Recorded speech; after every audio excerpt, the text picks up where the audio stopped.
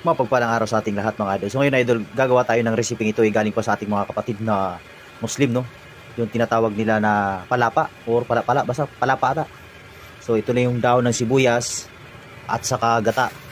So mamaya kukuha pa tayo ng siling labuyo para maanganghang yung ating ginagawang palapa. So panoorin nyo kung paano natin gagawin mga idol.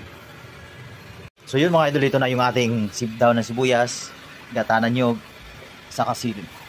So umpisa na natin sa paggawa mga idol. So yung mga idol, ilalagay na natin yung gata. Hayaan na natin siyang kumulo ng kumulo idol. So yan idol, kumulo-kulo na siya. Hintayin na lang natin siyang magmamantika bago natin ilagay yung daon ng sibuyas. So yun mga idol, kumukulo-kulo na siya. Lalagay na natin yung ating pampaanghang. So yun mga idol, ito na yung ating palapa mga idol.